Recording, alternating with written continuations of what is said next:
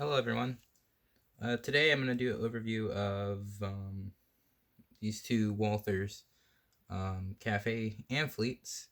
It's basically going to be a comparison of the two versus the Ready to Run model, which is one in the back, and the Proto one that's one in the front. As many of you may know, the Ready to Runs Amphiletes haven't been released in ages. Walthers doesn't do Ready to Run anymore. The series that they just now do now is Trainline, Mainline, and Proto are the series they do now. Ready to Run is now defunct, and Proto is their highest end margin. Their Ready to Run series basically the same as what their mainline is today.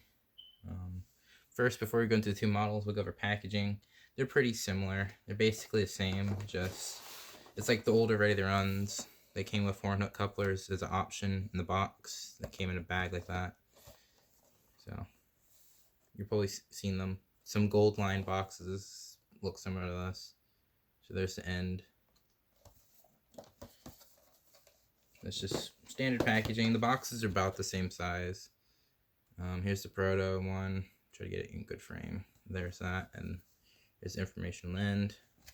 As many of you may know, the Proto ones are almost double, if not triple, the price these were when they came out. These are both unlit versions of the car, and also two different paint schemes, but the paint scheme really shouldn't matter too much for this comparison. So as many of you may know, they redid the tooling for these two. A pretty big noticeable difference is the underbody detail of these two cars. One obviously has a lot of detail versus this one.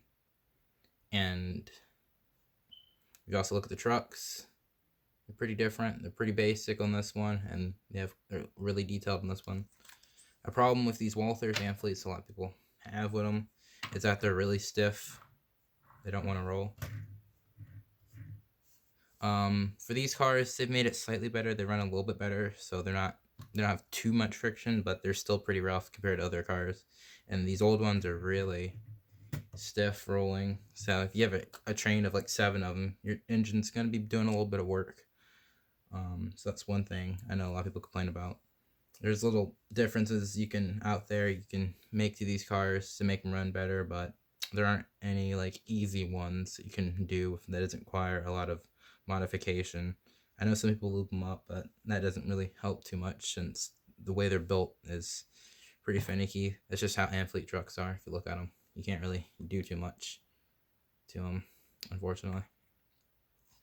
If you go to end detail, that's one thing. That's probably one of the biggest difference between these two different toolings. So the one on the left is the Proto one, and the one on the right is Ready to Run. You can see they really changed it. It's much more realistic to a proper Amphlete. They still don't have the little bracket on the inside, the curved one still, but I guess that's alright. It's not too big of a detail. And the other side is the same as well. The marker lights are unfortunately not lit, but I've seen people do it. They're not too hard to do. It's just mainly opening up the shell on the Proto one that is a pain. Another big difference between these cars, diaphragms at the end. The Proto ones are much nicer. They're still sprung. They don't want to come out as easy, but the ones in these old Ready to Run ones, they're sprung and all. But then you see right there, they kind of like to pop out a little bit, so they're not that nice, I'd say. But that's about the only differences to them. Like, you know, the way the doors are molded are still really different. They're still not as recessed as much as they do in real life. If you've seen Amphlete, the doors are recessed quite a bit versus what they're on these cars, which kind of sucks. It'd be nice to have a definitive Amphlete, but I think the Proto ones are pretty good. If you can get one of them for like $30 offline, I'd recommend getting it if it's a paint scheme you want, because they're pretty nice. They're about some of the best Amphiletes in the market by far, detail and looks. But I would make sure you have a good pulling locomotive because they're still a little stiff. Besides that, that'll be it for this little comparison. Make sure to leave a like, comment, whatever. Check out the description because I have a link to my Discord, and if you want more updates, or my Instagram, because I do post in there quite often. Besides, that'll be in the video. Everyone take care.